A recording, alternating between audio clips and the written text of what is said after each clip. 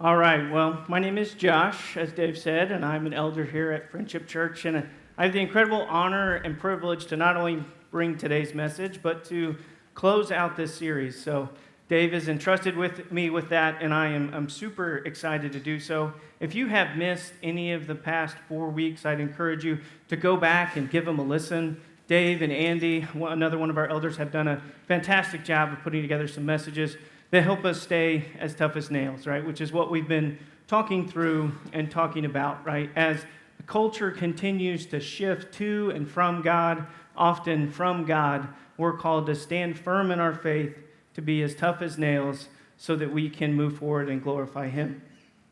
Throughout this series, we have been studying the book of Daniel, also as Dave mentioned, which is very exciting as you've kind of gone through it. There's a lot of ups and downs, and there's all these different things that clearly show that we as humans are very easily capable of standing firm in our faith. Okay, that was a joke, because I woke up this morning and 2 seconds later, I'm pretty sure I had a technical difficulty or some sort of issue that immediately distracted me from what I was supposed to be doing, which was honoring and loving God, right? So we have those things that trip us up. I mean, I have 3 daughters that range from the age of 6 to 12. I have 3 dogs that are all under 6 months. And my wife manages somehow to keep me sane.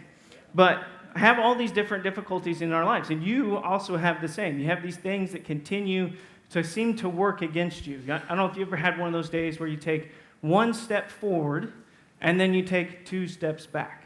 No matter what you do, you feel like you're going forward, but you know you're just going back. Well, for me, it gets even worse, because I'm an engineer by trade, which means I've got some OCD, I've got some ADHD, and I've got some other acronym of some type that means that I'm very detail-oriented, and I like things to go according to a plan. If you're a planner, let me give me a little woo. Yeah, see, those free spirits, they bring us down, but, you know, we keep us on schedule, or at least we try as best as we can. For me, I put a lot of effort into planning. I have this wonderful ability God has given me to not only see the forest, you know, from the top of the trees, but the trees themselves so far down to the roots and the cells and everything that they're created with. And if you spent any time talking to my wife, she could definitely share that. We recently had to purchase some appliances because one failed, and I gave her more options than are probably available underneath the sun to buy. Now, that did come with some recommendations, but for me, you go through this process. You go through this long, arduous process to evaluate every possible scenario, and then your plan goes wrong. You do all this coordinating, all this negotiating, you do all of the pros and the cons, and you figure it out, and then it all just comes crashing down. For me, it's a lot like riding a roller coaster. If you're a roller coaster junkie, you're kind of like me. I actually used to lead the teen ministry a long time ago, and we would go and not just spend 1 day, but 3 days at Kings Island. Yes, I'm crazy. And we would constantly ride roller coasters, and I love roller coasters, and you do all of this work, you put all this energy into it, you kind of build up to the mountain peak, and then you get to that mountain peak, and if you've never ridden that ride before, you then come barreling down at amazing speeds towards the bottom of the hill, having no idea whether you're going to turn left or right or up and down, sometimes in the dark, sometimes this way, sometimes that way. For me, that's a lot like making a plan. I do all this effort into it, I get to the top, I release it, and then things happen. Most of the time, not the things that I planned and not the scenarios I planned. Now, you may be thinking, he's leading to an illustration. Yes, I am. My daughters and I, we went to Dollywood not too long ago, and we went with my sister-in-law and brother-in-law and their 3 girls. Yes, that means there are 6 girls with us under the age of 12. There's a lot of screaming and yelling and everything else. 2 of my daughters have never ridden a roller coaster in their life, but their cousins have.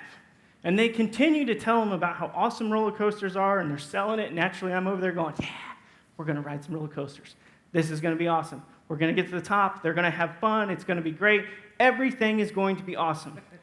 We decide that we are going to ride the Tennessee Tornado. If you've ever been to Dollywood, That is not probably the ride you want to start on if you've never ridden a ride before.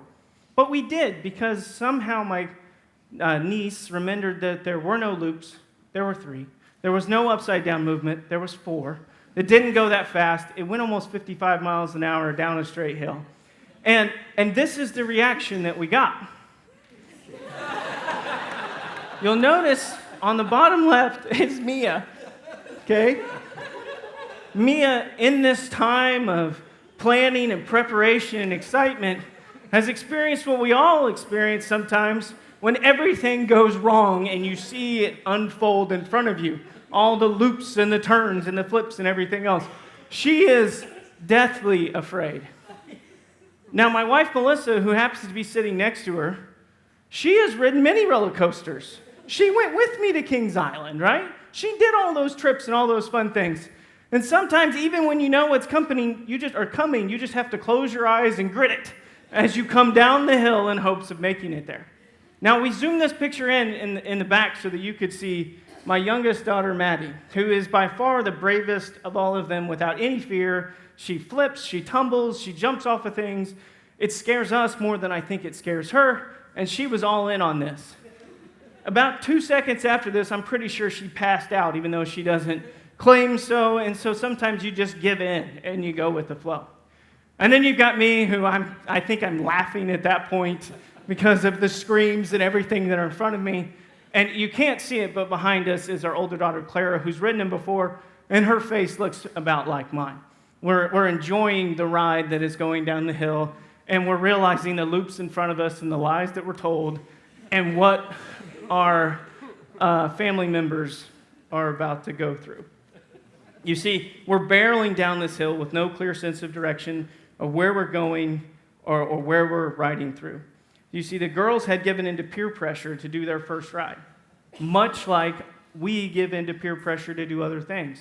Now, our pressure comes in many different forms. Maybe it's not from peers, from me sometimes. Go ahead and take that picture off. I've embarrassed them enough. Okay. For me, when we used to live over here in Greenwood, we had a small little lot. There was this guy that lived down the road. He was retired. He had no kids. I'm pretty sure he had some sort of degree in landscaping of some type. But the pressure I would feel when that man cut his grass and it had perfectly straight lines of different color and all cut, manicured in every different ways, and me and my 2 kids and dog at the time, I was doing everything I could to keep up, right? I felt pressure. As soon as he cut that grass, I had to cut my own. And naturally, I had to have all the tools for that. Another instance is if you do go golfing with us, which I'd encourage everybody to sign up for, there's that wonderful moment when you realize you picked guys that you like and that you have fun but are horrible at golf. And they all 3 have gone, and one ball went 20 yards over here to the left and barely made it to the ladies' tee. And one is, 2 fairways over that way, and the other one is somewhere in that creek and woods, and it's your turn to hit. And you're playing a scramble, which is best ball. And believe it or not, they all used their mulligans, and they still ended up there. So now you have to manage to hit it down the fairway, and there's all this pressure on you. When I talk to Melissa often, she feels pressure in a different way than I do, right? I like to have everything organized and pristine, and I like to win at things, and she likes to win at things too, but most of hers is usually doing a little of this, that old scroll thing. You look, you come upon an old friend who's sitting in a dress with their wonderful golden doodle who's properly sitting with a treat on her face, waiting to eat it perfectly. Look at that. It's amazing. She scrolls a little farther. Her sister with her 3 matching girls all standing outside, looking perfect, right? That pressure to do that. That pressure that sometimes is even put on ourselves to be perfect, right? That pressure to accomplish more, to be something, right? All of these different things continue to work against us, right? We have to feel the right way, do the right thing, be the right person, get to the right job, right? There's all these different pressures upon us. What's interesting is in many cases, as these pressures come upon us, they reveal something about us, right? And a great example of this is got two things I'm going to show you. They both went through the same pressures, this time underground in this world, but they resulted and revealed something completely different. The first is very obvious, which is a volcano. Okay? When you have a massive amount of pressure that builds under the earth, and you have molten lava and all these things that are working to come to the surface, they eventually what? Come to the surface, right? Now, I am grateful. My mother is actually here today. They're currently living in Hawaii, so we got to go see many of these different volcanoes, and I learned one interesting thing about a volcano. When a volcano erupts, at least on the island of Hawaii, they have very slow-moving lava. Like, literally, it's like, you run 5 feet and look back, and you're like, is it coming? It's hot? Is it going to get to me? What is going on here? You run some more. You can typically escape this eruption. It looks nothing like this. I mean, there's plumes of smoke and everything else, but it's the lava that's rolling down that causes the damage, right? The destruction, the devastation. But when we were there, they took us to an area on the big island of Hawaii where the Kilauea had erupted in 2018. And when it erupted in a way that nobody expected and nobody anticipated. Under the volcano, there are all these different tubes or fissures that lead out. Think like a tree and its roots. They go deep, they go way down. They have all these different caverns and tubes and everything else. Normally they end in the sea on the island of Hawaii, but they can come up in different places. Well, in 2018, one of those fissures, there was a tremendous amount of pressure on the top of it. And the one large rock that was under all that pressure decided to give way to basically what was happening with the lava. And it was like pulling the plug on a bathtub. All the water immediately would escape, or in this case, all the lava escaped out of this fissure and went out into this area. This was slow-moving lava, but it was approximately a quarter mile high, approximately 2 miles wide, and over about a 24 to 36 hour period covered 10 miles, which was somewhere between it was hundreds, if not thousands of homes. And they had warning. They knew that it was coming. They started to see that the caldera, which is where the lava sits, started to go down.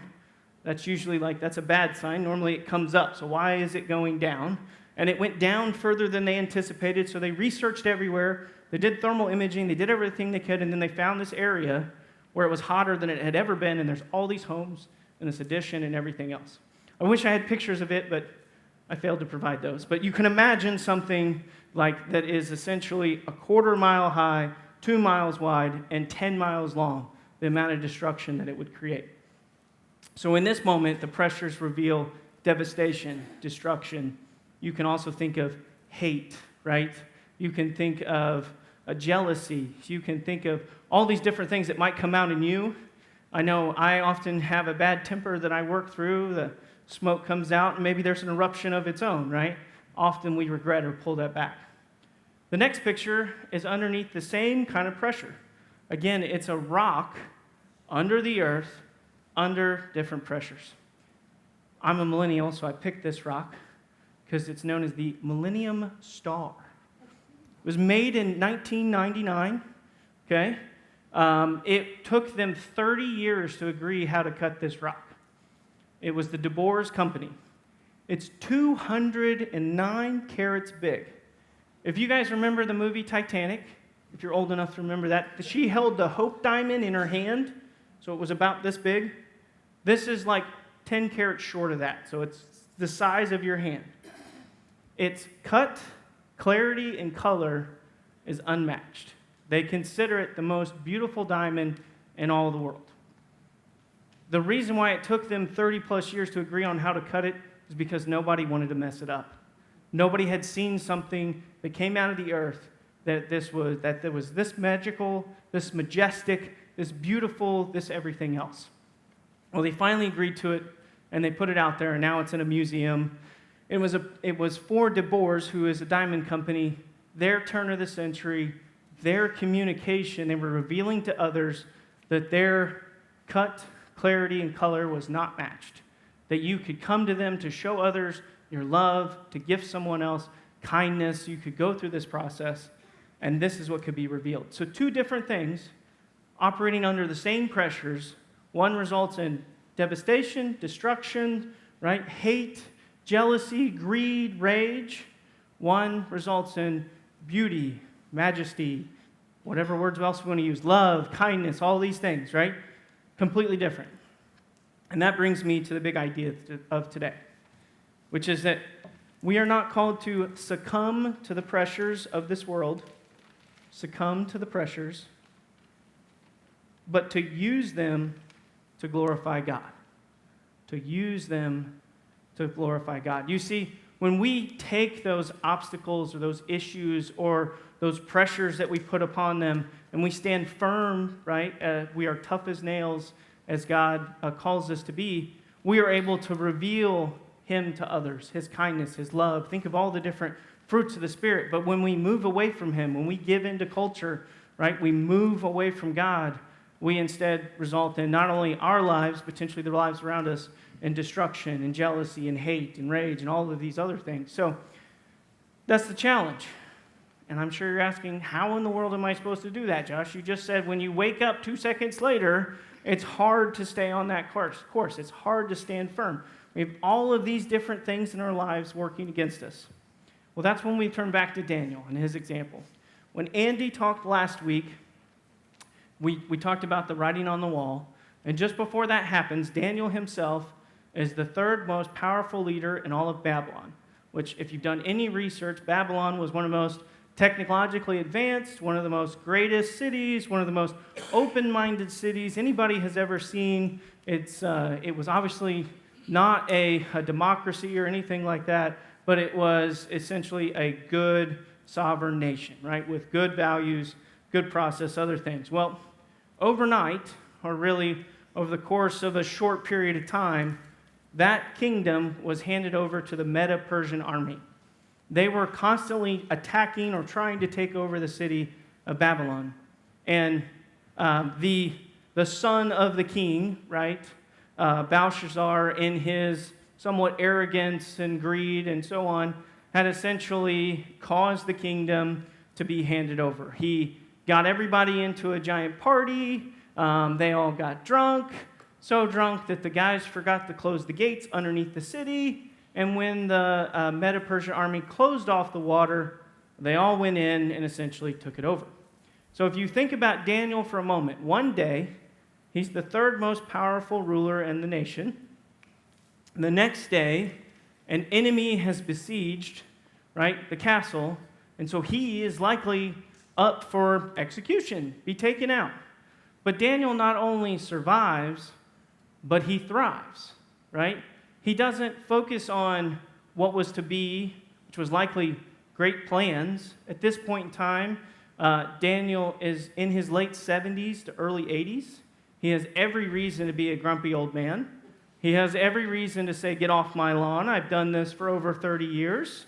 I have led this nation. I know how to lead nations. You guys don't know God. You're all wrong. Get out, right? He has all these reasons, to act in a way that is not loving or kind or anything else. But instead, he survives and thrives and continues forward. I think a lot of that has to do with the fact that he didn't hold on to his own plan, right? And so the first step in how do we not succumb to the pressures of this world, but instead use them to glorify God, is we submit to God's plan. We submit to God's plan.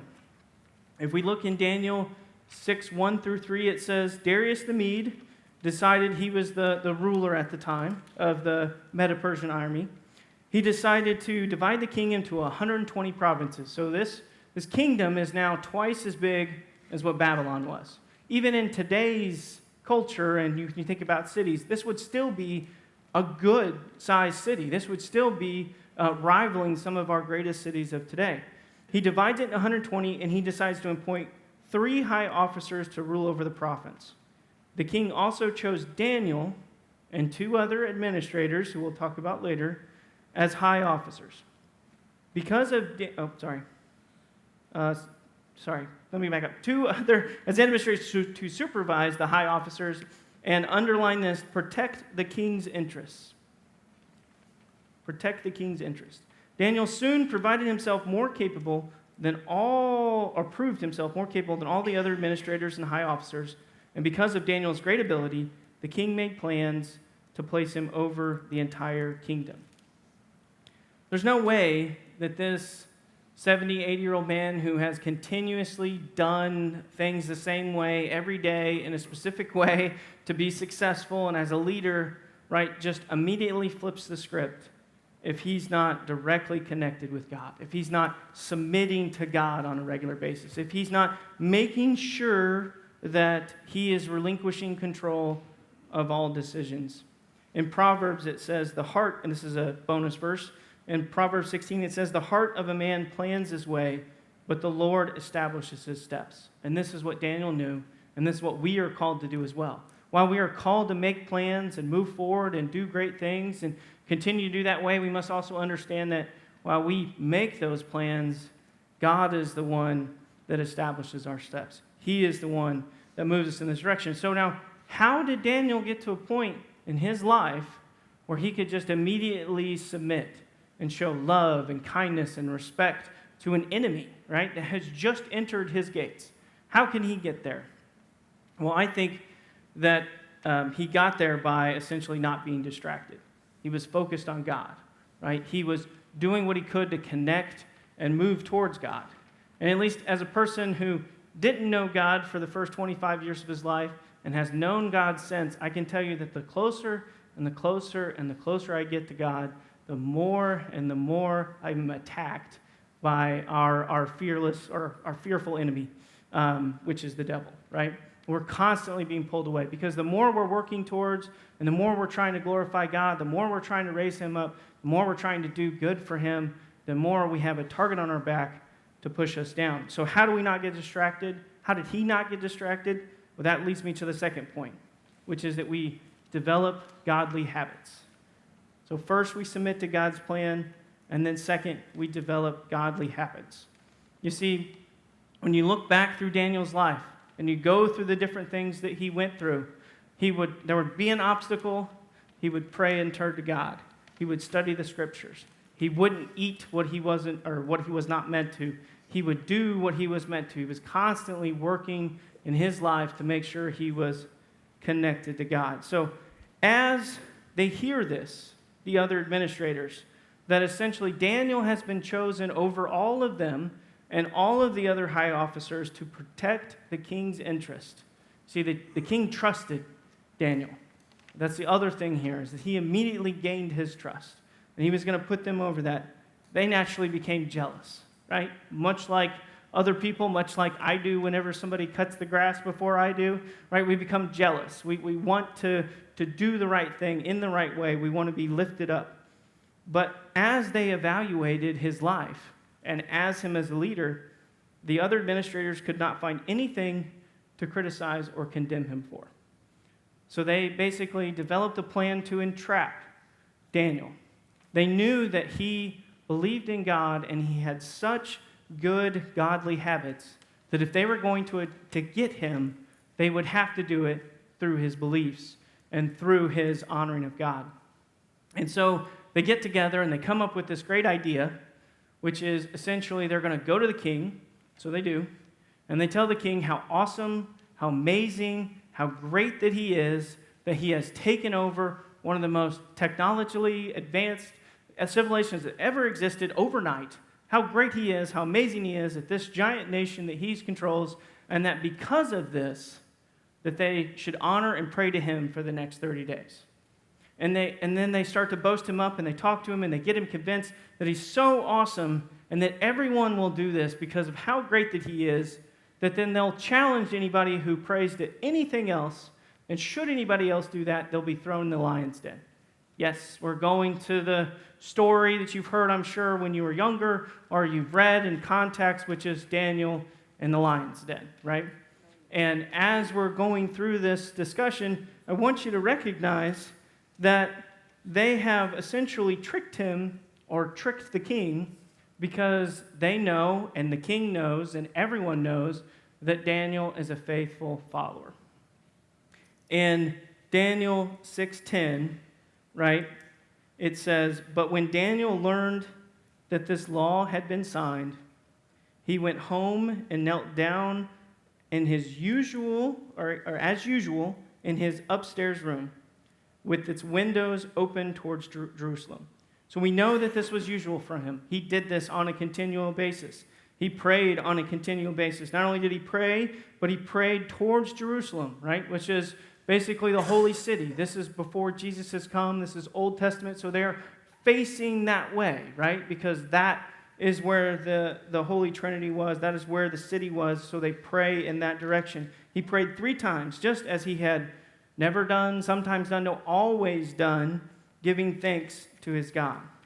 What I think is amazing about this is that he knows that the law that has just been signed cannot be revoked, not even by the king. The king can't come in and say, "Oh, my bad, let's erase that, we'll start over." No, he knows that this will happen, and not only does he go as usual and pray, but he doesn't even close the doors. He doesn't try to hide it. He doesn't try to put it under a lampshade or keep it quiet. He just simply does what he has always done as God has called him to do. I know for myself that if I was near retirement, if I was this man who's about to be the 3rd highest, right, most powerful man in another great city, I'm not sure that I would have made the decision to immediately go home and pray and leave my windows open. I'm not sure I would have made sure that my godly habits were unchanged. I'm not sure that I would have continued to focus on God and everything that God has asked me to do. I think instead, as I know that I have done, and I'm sure many of you have done, I have chosen to suppress it, to hide it, to keep it under wraps so that nobody knows that I believe in God. Nobody knows that I trust in God and that He is my guiding light.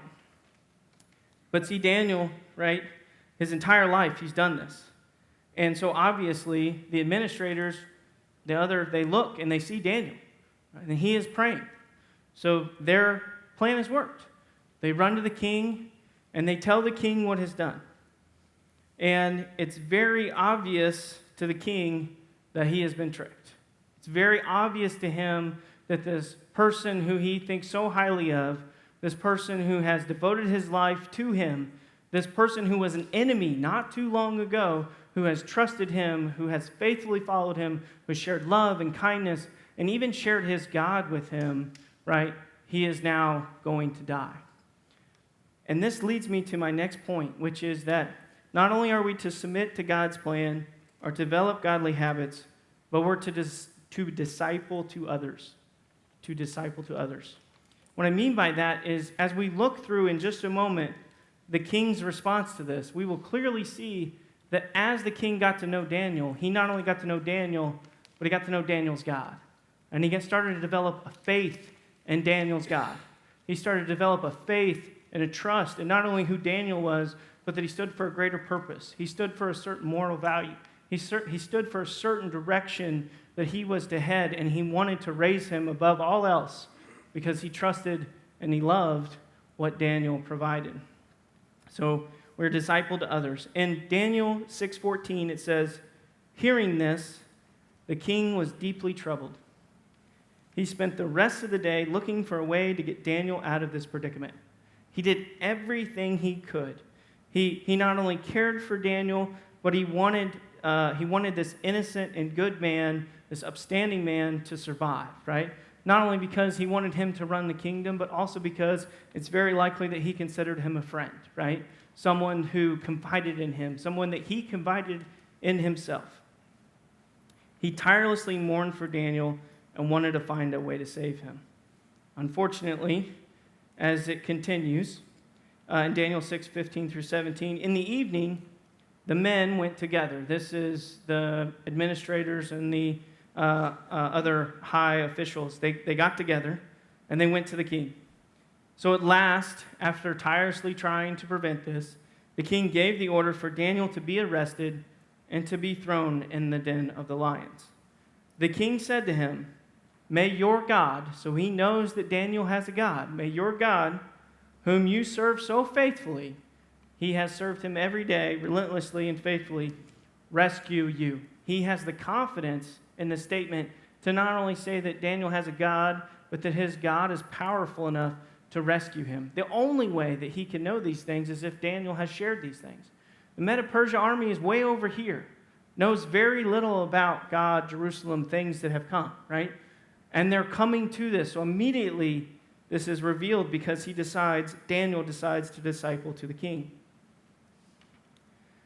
And as you kind of go through this process, right, or as he goes through this process, it's a bit of a roller coaster, right?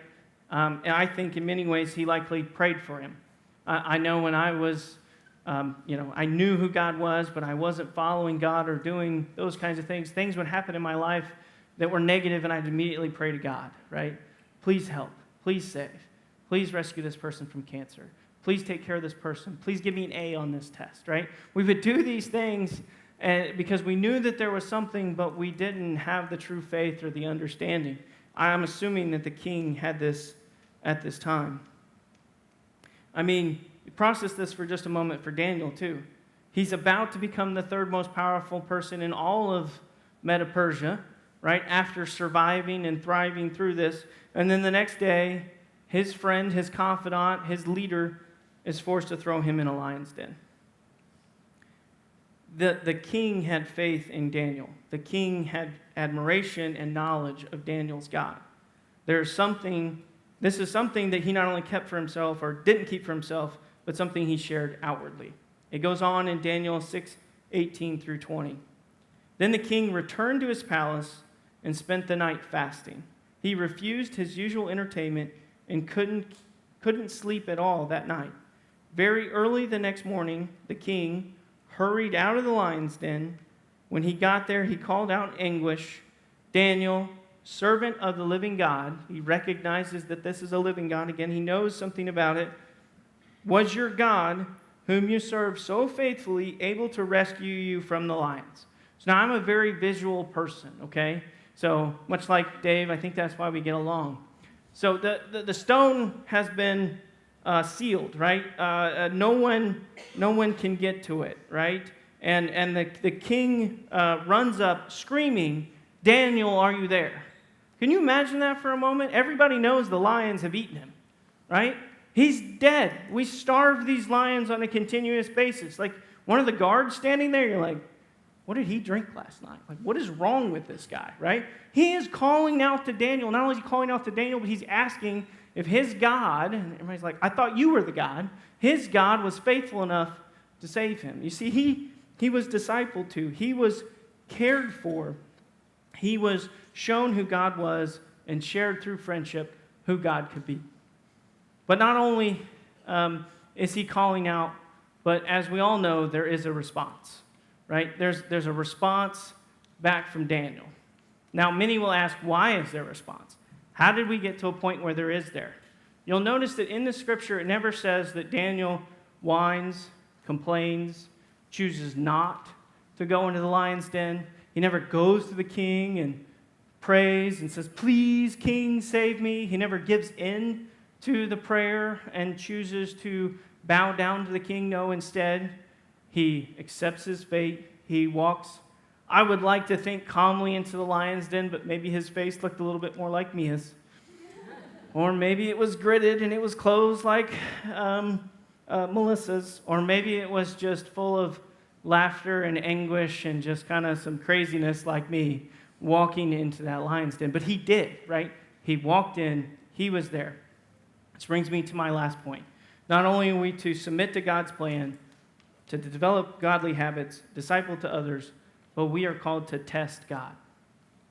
Right? We are called to be faithful enough, to be firm enough in our faith, and be strong enough, and be willing enough to test God. And Daniel was in this instance, right?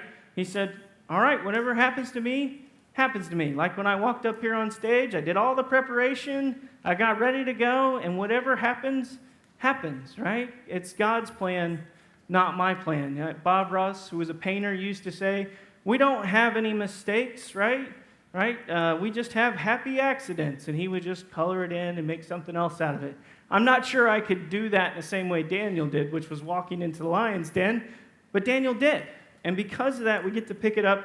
And by this way, this says JAV, which is Josh's abbreviated version. because I didn't really want to stand up here and read all of this, but I'm going to give you the gist of it. Daniel answered, "Long live the king." He immediately shows respect back to his friend. As David talked about, when you're doing confrontation, when you're going through those things, you immediately still show grace and love and humility. "My God sent his angel to shut the lion's mouth so that they would not hurt me, for I have been found innocent in his sight." He was willing to take the test. He knew that God was on his side and that he had been found innocent. "And I have not wronged you, your majesty." The king was overjoyed and ordered that Daniel be lifted from the den. Not a scratch was found on him. And just to prove a point and just to make a point, for he had trusted in God. He would trusted him so much that he was willing to walk in the lion's den, and because of that, he walked out. Then the king gave the orders to arrest the men who had maliciously accused Daniel. Many people think the story stops here, but I think that God has some humor and likes to prove a point. So not only did they pull them together and arrest them, but he went on. He had them thrown into the lion's den. And not just the men. He wanted to make sure there was a point. It's a little kind of wicked, but along with their wives and their children's. And to show how, that this wasn't made up, the lions leapt on them and tore them apart before they even hit the floor of the den. Daniel just walked in. But could you imagine doing that overnight? In the dark, with a stone that's sealed, everything's closed off. Okay, that sounds a little scary. All you can do is hear the breathing of the lions around you who are starving and likely salivating. You're just sitting there crossed, like, this is going to over and I'm going to walk out. I don't know what that would have been like. I probably, again, would have had Maddie's reaction and probably passed out. But anyways, he does not, and he walks out, right? Not even with the scratch. And to prove a point, the people don't even hit the floor. And it's not just one person, right? Remember, it's two leaders, right, who got at least two that got together. There could have been some higher leaders with that as well. And their families, which likely means wives and children. So we're talking anywhere probably between a minimum of 5 and probably a maximum of 20, right? All these people thrown in, and the lions eat them before they even hit the ground. I think he was trying to say they were hungry and that he, God, was the only one who could save him. Many people now want to stop the story here, but something happens that's even greater. You see, King Darius decides to send out a message and to make a decree, which is where we start to wrap up in Daniel 6:26. He says, "I decree that everyone throughout my kingdom, which is now twice as big as what Babylon was, should tremble with fear before God of Daniel." This isn't in your notes, but I'll give you some bonus. "For he, God, is the living God, and he will endure forever. His kingdom will never be destroyed, and his rule will never end. He rescues and saves his people. He performs miraculous signs and wonders in the heavens and on earth. He has rescued Daniel from the power of the lions." You see, his actions, Daniel's actions, his choosing to test, right, God and choosing to move forward, not only made an impact on his life and ensured that he was saved and that he could eventually become the second most powerful because Darius passes and Cyrus takes over, but one of the most powerful men in all of the Medo-Persian army, but also because of his actions, his friends, his colleagues, his family, all those people in this entire kingdom are affected in a positive way because they're turned over to God. They're told that God is real. The stories of Daniel are shared, and today we have that same, what many people consider a fable or a children's story, but it's real, right? Story to tell others, which is the miraculous wonder of God. So how do you use the pressure of this world to glorify God? You submit to God's plan. You understand that it is his plan and not our plan. As Dave talked about a few weeks ago, we can't let circumstances steer or guide us away from God. We have to stand firm and be as tough as nails. We can't let age, race, religion, or other differences restrict us from fulfilling our purpose. We have to develop godly habits. We have to do the small things every day. Read our Bible, pray, trust in God. As Andy talked about last week, we have to live intentionally for God. We have to disciple to others. We can't just keep it to ourselves. We have to be willing to be different. We have to stand firm as culture waves back and forth to and from God. We have to stay for God, and that means sometimes we might look a little weird, but in the end, we get to walk out of the lion's den. Show humility by sharing our testimony with others.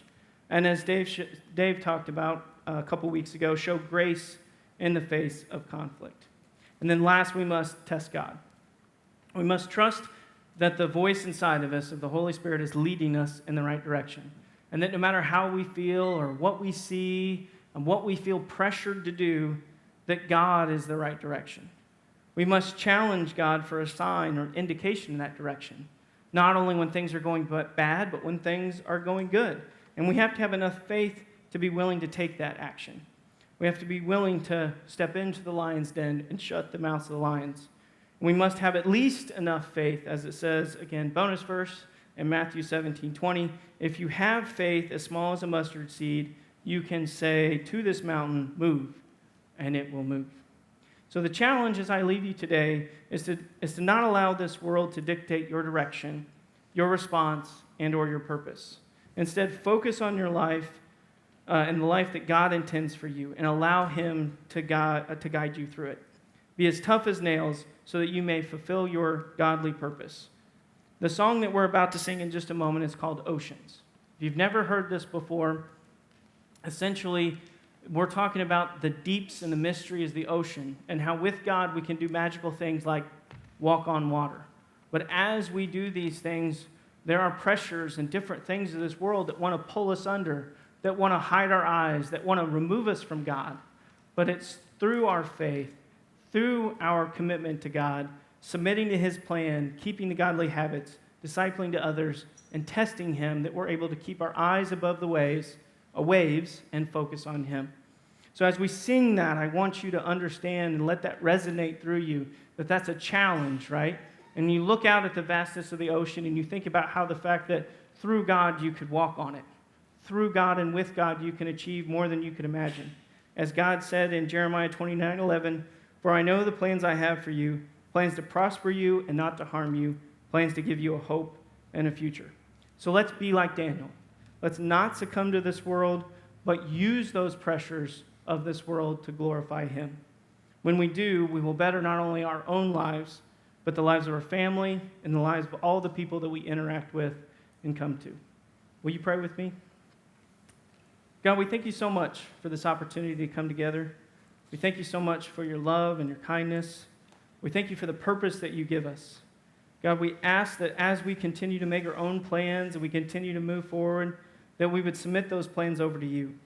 And that as things happen against those plans, as we're distracted or moved away from your love and your kindness and your direction, that we could have faith.